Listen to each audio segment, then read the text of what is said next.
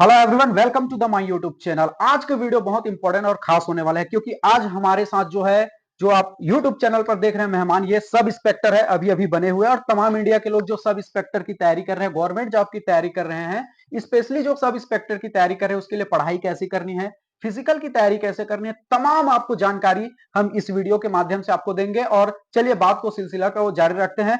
हमारे साथ जो बैठे हुए हैं दीपचंद चंद्रवंशी इनका नाम है, जो अभी अभी सब इंस्पेक्टर बने हुए हैं। सर आपका बहुत बहुत स्वागत है, अभिनंदन है हमारी बहुत यूट्यूब, बहुत धन्यवाद। और आपको बहुत बहुत बधाई, आप सब इंस्पेक्टर बन गए हैं। बहुत बहुत धन्यवाद आपका। तो सर जितने भी एसआई की तैयारी कर रहे हैं उनके लिए भी अच्छा वीडियो बनने का बहुत जानकारी मिलेगी। और सर जो है अपना एक्सपीरियंस है, स्ट्रगल है, उसको भी बताएंगे। सर आपने बिल्कुल। शुरू से सोचा था कि आपको सब इंस्पेक्टर जाना है या कोई गवर्नमेंट जॉब की तैयारी करनी है? सबसे पहले मैंने जब तैयारी शुरू की, तो ऐसा था कि कोई एक गवर्नमेंट जॉब लग जाए। अच्छा, कोई गवर्नमेंट जॉब लग जाए। बस 2017 में मैं वापम का तैयारी कर रहा था। अच्छा। 2018 के दौरान एसआई की वैकेंसी है। 2018 और 2019 में मैंने फिजिकल के साथ-साथ जो रिटन एग्ज़ाम है, उसका भी अच्छे से तैयारी किया था। बस अच्छा। किसी कारणवश एग्ज़ाम ना हो पाया अच्छा। और बीच में कोरोना भी आ गया। तो हम्म। उस दौरान फिर व्यापम की भी कोई वैकेंसी नहीं आई, अब क्या करें, कैसा करें? कुछ दिमाग में बहुत से सवाल थे। अच्छा। फिर पीएससी की ओर गया मैं, पीएससी पीएससी। की तैयारी किया, प्री और मेंस दोनों का कोचिंग लिया मैंने। अच्छा। उस दौरान मैं लगातार 2020, 21, 22 तीनों जो पीएससी के एग्ज़ाम हैं, उसमें मैंने मेंस भी दिए हैं। अच्छा। हालाँकि कुछ नंबरों से मैं उसमें चूक गया, लेकिन ऐसा है कि अभी कंटिन्यू जारी है एग्ज़ाम देना मेरा। अच्छा। इसी दौरान अभी क्या है, एसआई का एग्ज़ाम आया। जी। हालाँकि मैं एसआई के लिए एकदम प्रिपेयर नहीं था कि ऐसे का मेरे को जॉब करना है। बस उस दौरान भी मेरा मेंस का एग्ज़ाम चल रहा था, मेंस था। उसी अच्छा। दौरान एसआई, मेंस और फिजिकल दोनों हुए। अच्छा। तो मेरा मेंस जो है, मैं चूँकि पीएससी का तैयारी कर चुका था अच्छे से, अच्छा। अच्छा। तो एसआई का मेंस तैयारी करने के लिए मेरे को नहीं लगा और मेंस आराम से निकल गया। अच्छा। और जी, जी। फिजिकल जो है, फिजिकल क्या है, मैं वॉलीबॉल खेलता प्लेयर। प्लेयर था अच्छा, पहले ठीक, से ठीक। ही। मैं क्या है, मेरा मानना था कि 1 घंटा अगर खेलो तो माइंड एकदम फ्रेश हो जाता जी, है। बिल्कुल। दिन भर के लिए आपका दिमाग रिचार्ज हो जाता है, आराम से पढ़ते रहो। अच्छा। तो मैं रोज़ 1 से डेढ़ घंटा वॉलीबॉल खेलता था। अच्छा। शायद वही मेरा आगे काम आया फिजिकल के लिए, जो अच्छा। मैं फिजिकल फिट था और अच्छा, ठीक। जो फिजिकल है उसको आराम से निकाल लिया। अच्छा, ठीक है। शुरू से आप पढ़ाई-लिखाई में कैसे थे? उसको बताइए थोड़ा।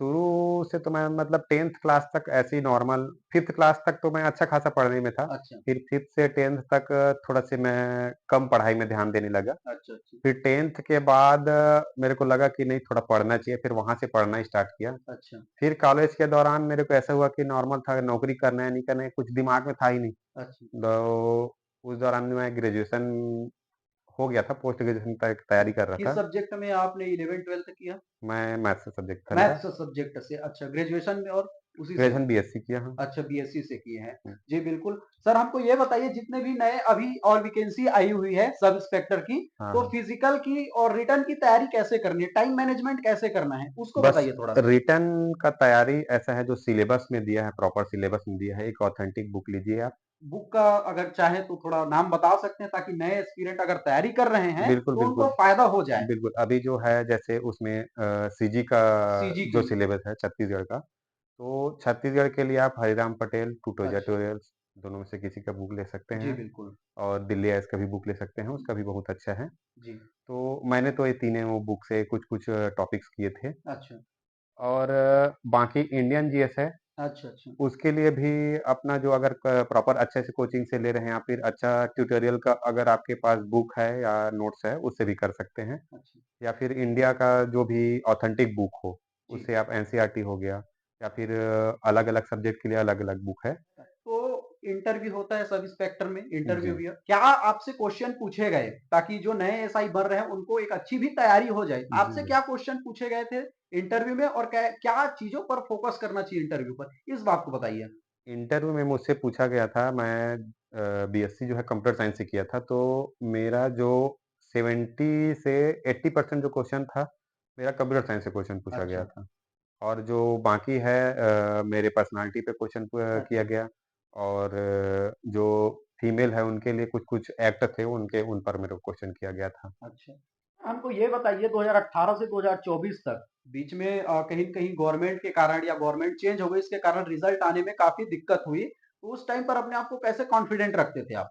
बहुत दिक्कतों का सामना करना उस दौरान मैं प्राइवेट जॉब के लिए भी रिज़्यूम लिए बहुत जगह गया था अच्छा, और हर जगह यही था कि 4000 5000 का जॉब ऑफ़र आता था। फिर जो मेरा एक दोस्त है वो पीएससी सिलेक्टेड है। अच्छा, उन्होंने समझाया मेरे को कि नहीं मैं तेरे को ये जब जॉब नहीं करने दूँगा। अच्छा। होता है कि कोई सपोर्टिव होना जी, चाहिए। बिल्कुल, बिल्कुल, तो सपोर्टिव होना चाहिए। मेरे जो दोस्त थे बहुत अच्छे सपोर्टिव थे उन लोग। अच्छा, तो उन्होंने सपोर्ट किया कि नहीं मैं तेरे को ये जॉब नहीं करने दूँगा क्योंकि तेरा जॉब लगेगा, अच्छा, मेहनत तेरा रंग लाएगा। तो मैं जॉब नहीं किया। तो अच्छा। मेरे एक सर भी थे उन्होंने भी बोला कि नहीं तो जॉब मत कर, पढ़ाई कर, कुछ दिन और पढ़ाई कर ले, जॉब तो आगे करेगा ही, बिज़नेस आगे कर सकता है। जी, लेकिन बिल्कुल। अभी जो समय है वो बाद में नहीं आएगा। तो अच्छा, उस दौरान मैं कंटिन्यू पढ़ाई में लगे रहा, अपना जो है हिम्मत बनाए रखा उसमें। जी, बिल्कुल। तो सर हमको ये बताइए जैसे आप पीएससी की भी तैयारी कर रहे हैं, जी, तो बिल्कुल। पीएससी की तैयारी आप स्पेशली ये बताइए आपका आगे और क्या सपना है? बस पीएससी में जो है डिप्टी कलेक्टर बनना मेरा पहले से ही सपना था। अच्छा, हाँ। तो वो सर को आपको बहुत-बहुत बधाई आप आगामी एसडीएम बनकर आइए, फिर हम आपका इंटरव्यू करेंगे। सर हमको ये बताइए जैसे फिजिकल के लिए होता है लॉन्ग जंप होता है, हाई जंप होता है, गोला फेंक होता है, इसके लिए स्ट्रैटेजी क्या चाहिए? अ, आप एक प्रॉपर अगर स्पोर्ट्स फील्ड से नहीं हैं जी, या फिर आप गाँव में खेती वगैरह नहीं करते हैं, तो प्रॉपर आप एक ग्राउंड जॉइन कर लीजिए, जी जहाँ बिल्कुल। पर भी हो। वहाँ पे आपको एक ट्रेनर तो रहता ही है, जी, वो बिल्कुल। बेसिक ट्रेनिंग देगा, उसमें आपका सब कंप्लीट हो जाता है। अच्छा। तो सर आप ये बताइए आप सब इंस्पेक्टर बन गए हैं आप, हुँ। इसका जो ट्रेनिंग कहाँ होगा? कब आए क्या-क्या करना पड़ेगा ट्रेनिंग में? कुछ आइडिया बताइए ताकि जो नए एसआई बनेंगे उनको भी कुछ आइडिया मिल जाए। जो एसआई का है, ये एक जो है आधिकारिक पोस्ट है। इसमें क्या है फिज़िकली फिट रहने के लिए जो-जो रिक्वायरमेंट रहेगी, वो ट्रेनिंग के दौरान दिया जाएगा। इसके जी, साथ ही जो एसआई जो है, वो फर्स्ट इन्वेस्टिगेशन ऑफिसर होता है। जी बिल्कुल। तो उनको जो है पूरा अधिनियम का जो है नॉलेज होना बहुत ज़रूरी जी है। बिल्कुल। तो पूरा अधिनियम जो है वहाँ पढ़ाया जाएगा। अच्छा, उसके बाद फिर अपना जो है थाना में ट्रेनिंग दिया जाता है। जी उसके बिल्कुल। बाद ही पोस्टिंग दी जाती है। अच्छा तो बहुत नए जो एसआई बन रहे हैं उनके मन में ये सवाल रहता है कि इनकी सैलरी क्या होती है? गवर्नमेंट क्या-क्या सुविधा देती है? थोड़ा इसके बारे में भी बता दीजिए।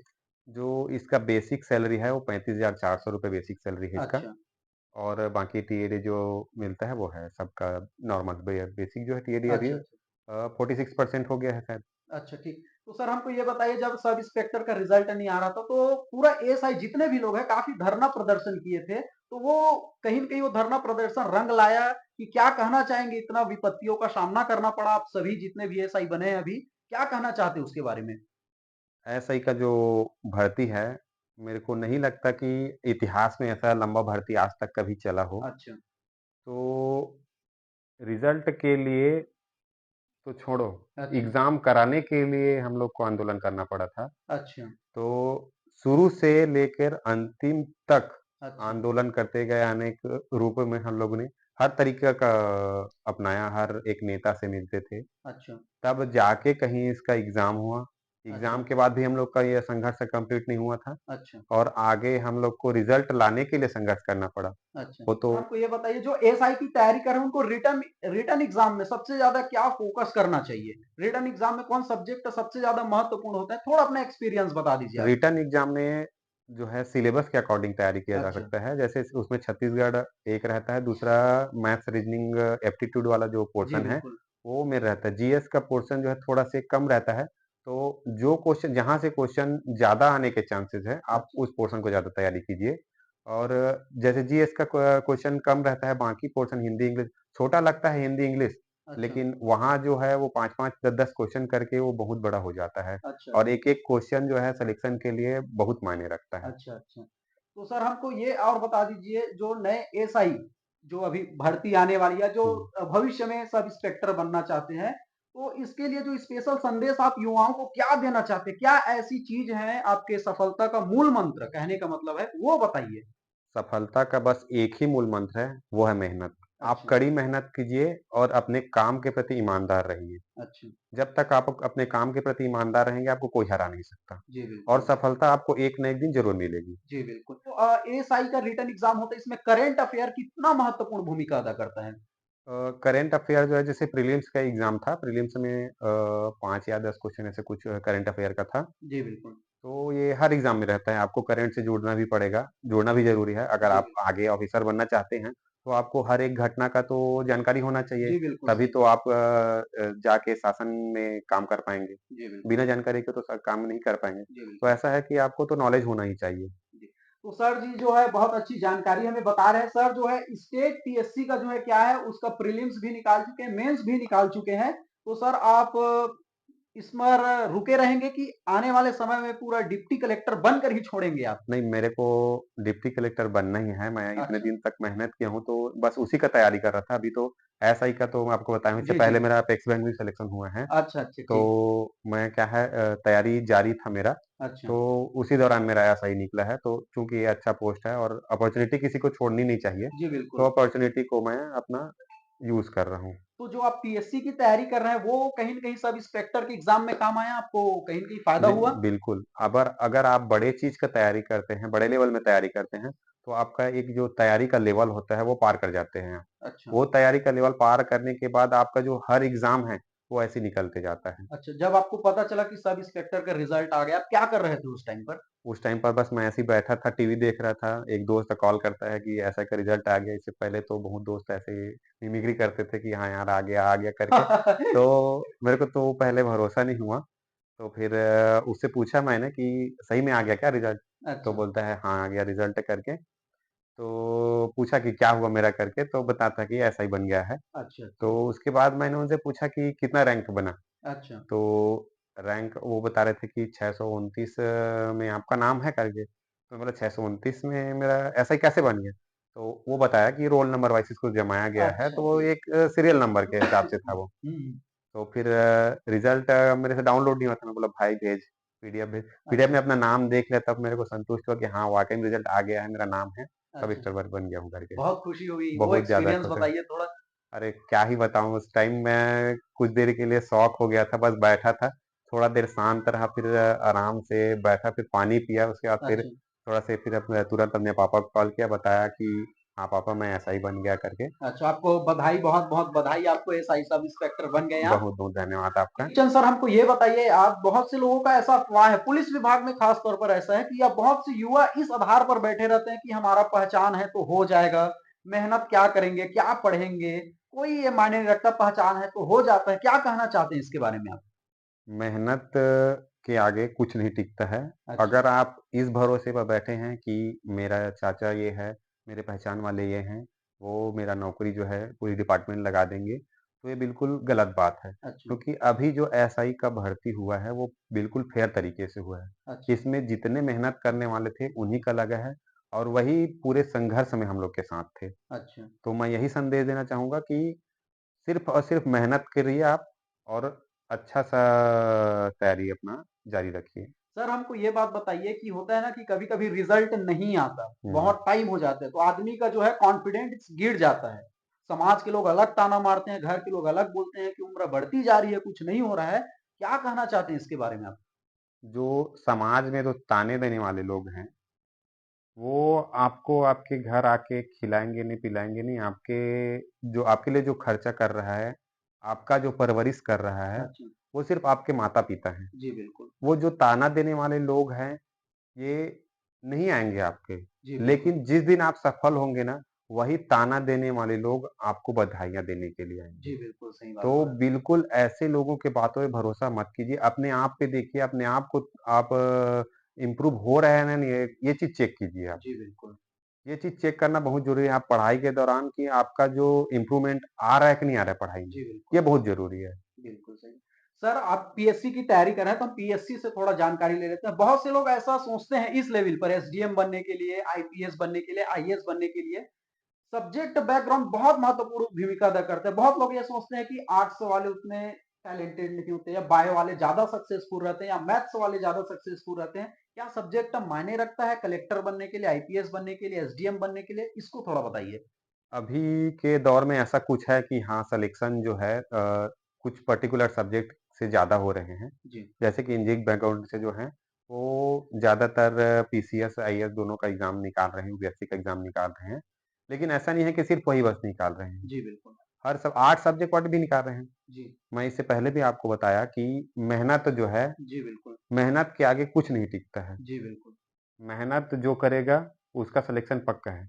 हाँ, जो है इंजीनियरिंग बैकग्राउंड वाले हैं, उनका तो जो बेसिक है थोड़ा क्लियर रहता है, जी बिल्कुल, तो उनको इसका फ़ायदा ज़रूर मिलता है। लेकिन ऐसा नहीं है कि सिर्फ़ उन्हीं को फ़ायदा मिलेगा कि वही बस मेहनत करेंगे तो पास हो जाएँगे या क्लियर कर लेंगे, ऐसा नहीं है। अगर आप मेहनत करेंगे, चाहे कोई भी सब्जेक्ट बैकग्राउंड हो, चाहे आर्ट हो, कॉमर्स हो, कोई भी सब्जेक्ट हो, जी, वो आराम से क्रैक कर लेगा। जी बिल्कुल। दीपचंद सर हमको ये बताइए आप आपके जो जीवन में अब जो आप सफल हुए हैं, मम्मी-पापा का कितना योगदान है? इसके बारे में थोड़ा बताइए। मैं तो ये कहूँगा कि मैं जो मेहनत किया हूँ, ये जो सफलता हुई है, सफलता में पूरा 99% जो है, वो मेरे माता-पिता का ही योगदान है। कहीं न 1 ही परसेंट होगा उसमें मेरा योगदान। अच्छा, क्योंकि अगर वो मेरे को पढ़ाते नहीं, तब मैं आगे बढ़ नहीं पाता। चूँकि मेरे माता-पिता मेरे पापा जो है पढ़े-लिखे नहीं थे। मेरी माता जो है 5वीं क्लास तक पढ़ी हुई हैं। जी, फिर भी उन्होंने पढ़ाई को ज़्यादा महत्व दिया। जी बिल्कुल, बहुत लोग बोलते रहे कि नहीं ये नहीं कर पाएगा, इसको ले आओ, मत पढ़ने दो। लेकिन मेरे पापा को मेरे पे भरोसा था कि नहीं ये कर लेगा करके और आज रिज़ल्ट आपके सामने है। जी बिल्कुल। दीपचंद सर एक हमारे तमाम युवाओं को एक आप जो भी संदेश देना चाहते हैं ताकि वो अच्छे अपनी ज़िंदगी में मुकाम हासिल कर सके, आप एक संदेश दीजिए उसके बाद वीडियो से हम अलविदा लेंगे। मैं सबको यही संदेश देना चाहूँगा कि जो भी सीरियसली तैयारी करना चाहता है या ज़िंदगी में कुछ करना चाहता है, जी सर। उसके लिए पहले एक टारगेट सेट करना जी, चाहिए। उस टारगेट को सेट करने के बाद उसको अचीव करने के लिए जो भी मेहनत लग रहा है आपको, जी, वो कीजिए आप। उसको पाते तक आप रुकिए मत। जी बिल्कुल। विवेकानंद जी भी कहा है इस चीज़ के जी, लिए जी। कि उठो, जागो और जब जब तक जब तक चलो, लग जी बिल्कुल। जब तक तुम्हें अपने लक्ष्य की प्राप्ति ना हो जाए। जी बिल्कुल। तो इसी रास्ते पर आप चलते रहिए, आपको सफलता ज़रूर मिलेगी। जी, बिल्कुल। किशन सर से बहुत अच्छी खासी बात हुई हमारी, बहुत अच्छा लगा हमें बात करके और सर हमारा चैनल पर जो भी आते हैं हम उनको छोटा-सा गिफ्ट करते हैं और हमारे चैनल पर आप मेहमान बनकर आए हैं। इसके लिए हमारे यूट्यूब चैनल की तरफ से एक छोटा-सा गिफ्ट है आपके लिए, प्लीज़ इसे स्वीकार कीजिए आप। बहुत-बहुत धन्यवाद आपका। ये वीडियो से अलविदा लेते हैं और कमेंट करके हमें बताइए वीडियो आपको कैसा लगा। लोगों को अधिक से अधिक इस वीडियो को शेयर कीजिए ताकि लोगों को एक नई जानकारी मिले, संदेश मिले, इंस्पिरेशन मिले। चलिए थैंक यू वेरी मच। जय हिंद।